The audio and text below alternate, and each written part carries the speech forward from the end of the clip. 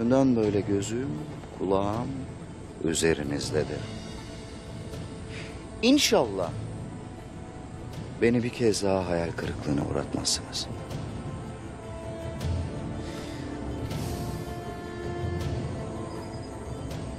Deli Demir'in kanı yerde kalmayacak. Noyan ise er geç ölecek.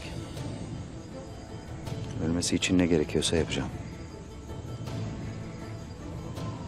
Emin olun bu işi görmek de size nasip olacak. Çünkü hakkınızdır. Allah'a emanet olun.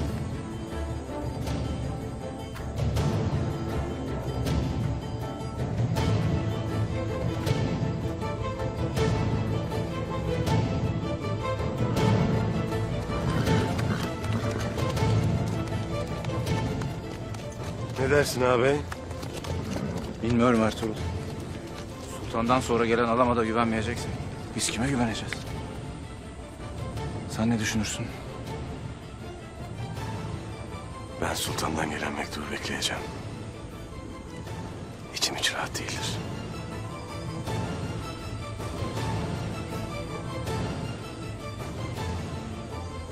Gayrimühür, emin ellerde olmalı Ertuğrul. Bu mührü aksakallılara vermeni isterim.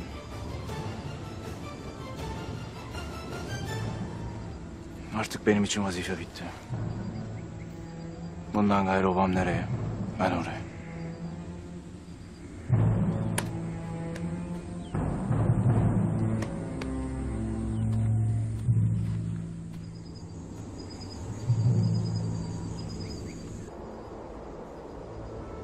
Esselamu Aleyküm ve Rahmetullah.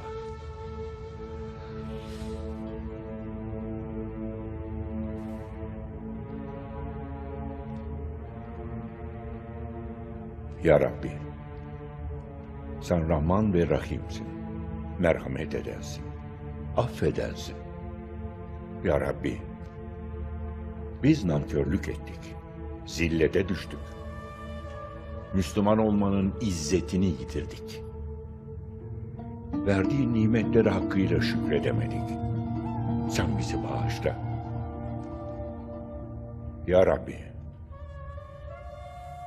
sen zalimlere karşı İslam ümmetine mağarayı kale, örümcek ağını zırh ve bir güvercini mızrak eyledin. Ya Rabbi, bugün düştüğümüz bu kuyudan bizi çıkar, medet eyle. Rahmet eyle ki izzetimize yeniden kavuşalım. Müslüman olma kudretine, insan olma hürriyetine layık olalım. Sen yiğitlerimize yardım eyle ki düşmana boyun eğmeyelim. Sen medet eyle ki zalime özgürlüğümüzü vermeyelim. Her daim muzaffer olalım. Amin. Amin. Amin.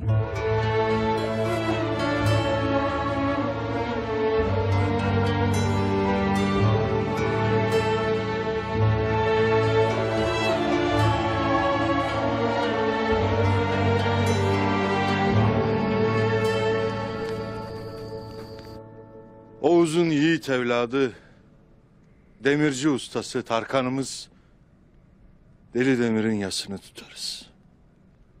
Gün geçmiyor ki obada yas tutmayalım. Bilirim ki her iki obada zor günler yaşadı. Birçok evladımızı, yiğidimizi şehit verdik. Gayrı Deli Demir son olsun Hayma Hatun. Obalarımıza huzur gelsin, sulh gelsin. İki devlet arasında sulh olmuştur. Lakin Noyan sulh bilmeyecektir. Durmayacaktır.